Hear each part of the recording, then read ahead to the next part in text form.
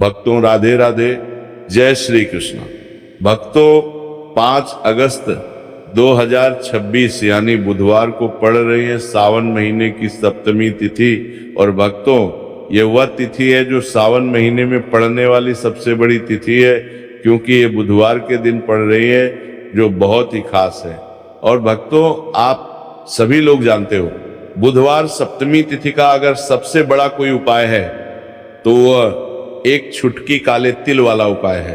तो भक्तों इस बुधवार सप्तमी तिथि के दिन आप लोगों को इस एक छुटकी काले तिल वाले उपाय को जरूर करना है।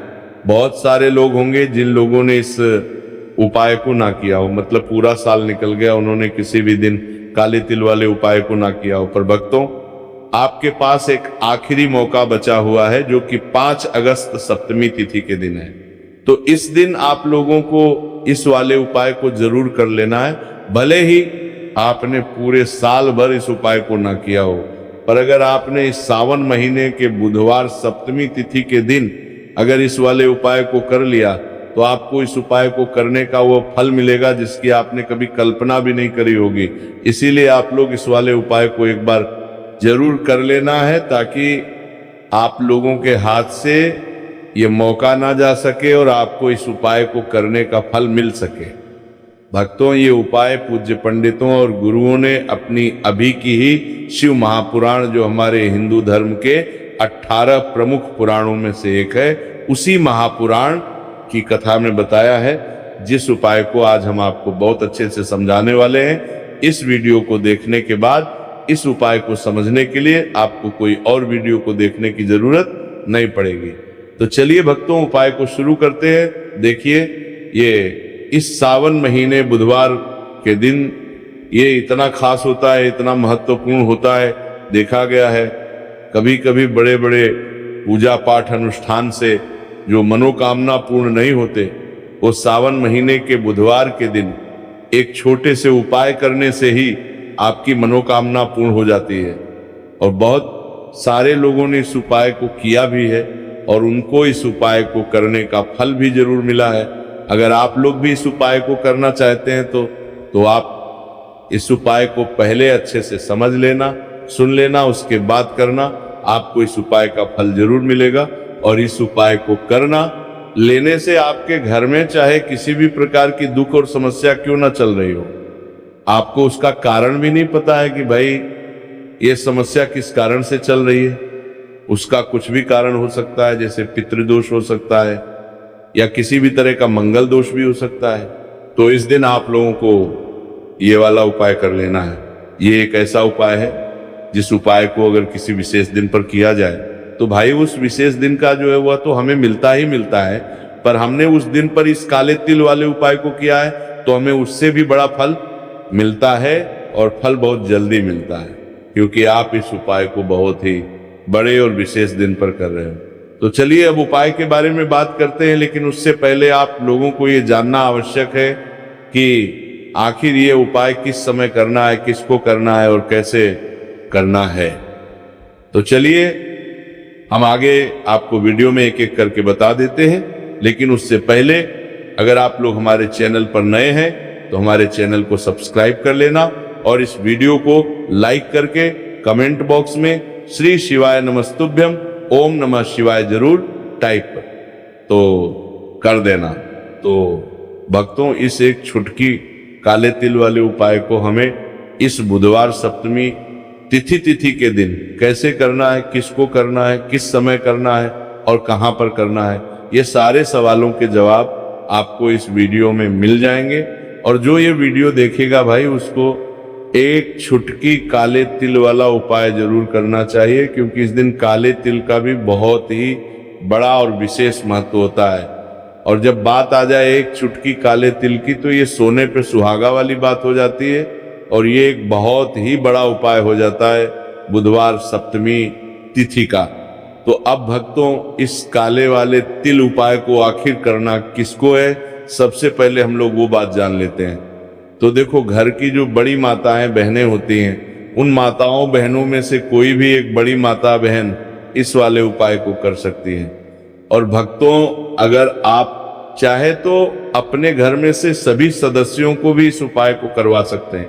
अगर किसी व्यक्ति की खुद की कोई मनोकामना है, खुद की कोई दुख और परेशानी है जो कि वो अपने लिए ही करना चाहता है, इस वाले उपाय को तो वो खुद अपने लिए भी कर सकता है। बाकी अगर कोई घर में से ऐसा है जो कि अपने पूरे घर परिवार की सुख और शांति के लिए ये वाला उपाय करना चाहता है, तो भाई वो भी कर सकता है, उसमें भी कोई दिक्कत वाली बात नहीं है। कहने का मतलब ये है कि इस उपाय को हर एक सदस्य भी कर सकता है और पूरे घर परिवार के सदस्य के लिए घर की बड़ी माताओं बहनों में से कोई एक माता बहन भी कर सकती है। माताएं बहनें अगर घर में उपस्थित ना हो या वह ये वाला उपाय ना कर पा रही हो, तो फिर घर का कोई बड़ा सदस्य भी इस काले तिल वाले उपाय को कर सकता, चाहे फिर वो पुरुष ही क्यों ना हो, उसमें कोई भी दिक्कत वाली बात नहीं है। अब भक्तों, इस एक छुटकी काले तिल वाले उपाय को हमें करना कहां पर है? इसे हमें तुलसी के क्यारे के पास में जाकर करना है। बहुत सारे लोग प्रश्न करते हैं, हर एक उपाय को करते समय क्या हम इस उपाय को घर पर या मंदिर में कर सकते हैं? देखो, तो इस वाले उपाय को आप घर ही करोगे तो अच्छा रहेगा। अगर घर पर तुलसी का पौधा नहीं है तो शिव मंदिर में उपाय को करोगे तो भी अच्छा होगा इस वाले उपाय को। उसके बाद में भक्तों जो अगला प्रश्न निकल कर आता है वो ये आता है, इस उपाय को लेकर के आखिर इस उपाय को हमें किस समय करना है? सुबह के समय करना है कि शाम के समय करना है? तो देखो, इस वाले उपाय को आप लोग सुबह के समय भी कर सकते हो और शाम के समय प्रदोष काल में भी कर सकते हो। अब अगर आप पूछो कि भाई साहब सबसे उत्तम समय कौन सा रहेगा इस एक छुटकी काले तिल वाले उपाय को करने का, तो हम आपसे बस यही कहेंगे कि इस उपाय को आप सुबह के समय करेंगे तो ज्यादा बेहतर होगा। बाकी अगर शाम के समय भी करेंगे तो भी अच्छा होगा, उसमें कोई भी दिक्कत वाली बात नहीं है। तो अब भक्तों, जो अगली सबसे बड़ी और महत्वपूर्ण बात आती है वह ये आती है कि सुबह अगर हम उपाय को करेंगे तो हमें कितने बजे से लेकर कितने बजे तक के बीच में करना है, और शाम के समय प्रदोष काल में करेंगे तो हमें कितने बजे से लेकर कितने बजे के बीच में करना है। तो देखो, सुबह जितनी जल्दी हो सके आप उपाय को करने की कोशिश करना। बाकी अगर किसी कारणवश लेट भी हो जाओ, थोड़ी देर भी हो जाए, तो 10 या 11 बजे तक भी आप उपाय कर लेना, पर 12 बजे से ज्यादा देरी ना हो, ठीक है? इस बात का ध्यान रखना। उसके बाद में भक्तों, अगर शाम के समय प्रदोष काल की बात करें, प्रदोष काल का जो समय है होता है वो शाम के 6 बजे से शुरू हो जाता है। मतलब शाम के 6 बजे से लेकर 7 बजे के बीच का जो समय होता है, ये समय प्रदोष काल का समय होता है। पर अभी जो मौसम चल रहा है, इस मौसम में जो है शाम बहुत देरी से होती है, तो आप इस उपाय को 7 या 8 बजे के बीच में भी कर सकते हो। मतलब शाम के 6 बजे से रात 8 बजे के बीच में आप कभी भी इस वाले उपाय को कर सकते हो, उसमें कोई भी दिक्कत वाली बात नहीं है।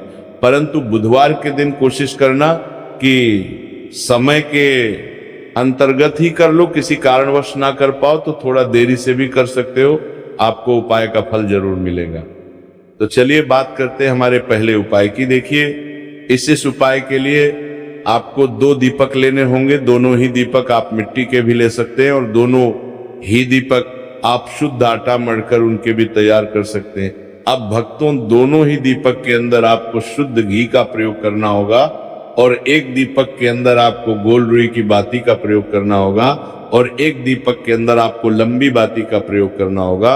लंबी बाती वाले दीपक के अंदर आप मौली वाला जो धागा आता है कलावा का, उसकी बाती का प्रयोग भी आप लंबी बाती वाले दीपक के अंदर कर सकते हैं। देखिए, 2 दीपक वाला ये चमत्कारी उपाय केवल बुधवार की रात्रि में ही किया जाता है, इसीलिए आपको इस उपाय को बहुत ही ध्यान से समझना। इसी के साथ में आपको एक छुटकी काले तिल के दाने लेना है और इसी के साथ में आपको मात्र एक छुटकी हल्दी भी लेनी होगी। अब भक्तों, ये सभी सामग्री लेकर के आपको रात्रि के समय पहुंच जाना है अपने घर में। जहां कहीं भी तुलसी जी का पौधा, तुलसी माता का निवास स्थान है, वहां पर देखिए भक्तों, सबसे पहले तो आपके पास जो एक गोल बाती का दीपक, उसे आपको तुलसी जी के वहां पर प्रज्वलित करना है। दीपक को प्रज्वलित करते समय आपको ओम नमो भगवते वासुदेवाय इस मंत्र का 11 बार जाप कर लेना है। अब देखिए भक्तों, आप जो एक चुटकी काले तिल के दाने लेकर के आए हैं, उन्हें आपको अपने सीधे हाथ में रखना है और जो आपने गोल बाती वाला दीप प्रज्वलित किया है माता तुलसी जी के वहां पर, उसके ऊपर से आपको इन एक चुटकी काले तिल को घड़ी की दिशा में घुमाना है। आपको अपना नाम और अपने गोत्र को बोल देना है और फिर आपको इन काले तिल को उससे जलते हुए दीपक के अंदर डाल देने हैं। देखिए, काले तिल भगवान विष्णु के पसीने से उत्पन्न हुए हैं और जब भी हम ये दीपक की रात्रि में प्रज्वलित करते हैं तो इससे हमें हमारे कर्ज में राहत मिलती है, हमारे जीवन में धन प्राप्ति के नए नए मार्ग खुलते हैं, हमारा अगर कोई भी कार्य रुका हुआ है तो वो भी परिपूर्ण होता है। देखिए, गोलबाती का जो दीपक है, विशेषकर हम माता तुलसी के वहां पर भगवान विष्णु और माता लक्ष्मी के निमित्त प्रज्वलित कर रहे हैं। इस प्रकार से आपको यह दीपक प्रज्वलित कर देना है। अब जो आपके पास लंबी बाती का दीपक है, एक छुटकी हल्दी है, तो इससे आपको लेकर के पहुंचना है अपने घर के मंदिर में। आपके घर के मंदिर में माता लक्ष्मी की जो भी प्रतिमा ही मूर्ति है, उनके सामने सबसे पहले तो आपको ये लंबी बाती का दीपक रखना है, फिर आपको दीपक को प्रज्वलित कर देना है। दीपक को प्रज्वलित करते समय आपको ओम महालक्ष्मी नमः इस मंत्र का जाप करते रहना है। अब भक्तों, आपके पास जो एक छुटकी हल्दी है, उसे आपको अपने सीधे हाथ में रखना है और इस एक छुटकी हल्दी को आपको उस दीपक के ऊपर से 11 बार घड़ी की दिशा में घुमाना है और आपको ओम महालक्ष्मी नमः मंत्र का जाप करते रहना है और इस एक छुटकी हल्दी को आपको उसे दीपक के अंदर डाल देना है। देखिए, एक छुटकी हल्दी वाला जो दीपक है आपके जीवन से दुर्भाग्य को समाप्त करता है, माता लक्ष्मी की आपको कृपा प्राप्त करवाएगा, धन प्राप्ति के आपके जीवन में नए नए मार्ग बनाएगा। देखो, अगला उपाय है वो भी बहुत ज्यादा खास है। तीनों उपाय को आप जरूर सुनना, क्योंकि जो आपको अच्छा लगे वो उपाय आप कर सकते हैं। देखिए, इस उपाय के लिए आपको 2 हरी इलायची लेनी होगी। हरी इलायची आपको साबुत लेनी है, खंडित नहीं होनी चाहिए। और इसी के साथ में आपको मात्र थोड़ा शहद लेना है। शहद आपको मात्र आधा चम्मच या फिर उससे भी कम ले लेना है। और इसी के साथ में आपको एक दीपक ले लेना है। दीपक आप चाहे तो मिट्टी का भी ले सकते हैं और आप चाहे तो शुद्ध आटा मढ़कर उसका दीपक भी आप तैयार कर सकते हैं। इस दीपक के अंदर आपको मौली का जो धागा आता है कलावा का, उसकी बाती का प्रयोग करना होगा। यानी कि इस दीपक के अंदर आपको लाल रंग की बाती का प्रयोग करना होगा और इस दीपक के अंदर आपको शुद्ध घी का प्रयोग करना होगा। अब ये सारी सामग्री लेकर के आपको अपने घर में जो भी मंदिर है वहां पर पहुंच जाना है और आपको माता लक्ष्मी के किसी भी स्वरूप के सामने बैठ जाना है। अगर माता लक्ष्मी की फोटो है, माता लक्ष्मी की प्रतिमा है, तो उनके सामने आपको बैठ जाना है। अगर माता पार्वती की प्रतिमा है तो उनके सामने आपको बैठ जाना है, यानी कि किसी भी माता के स्वरूप के सामने आपको बैठ जाना है।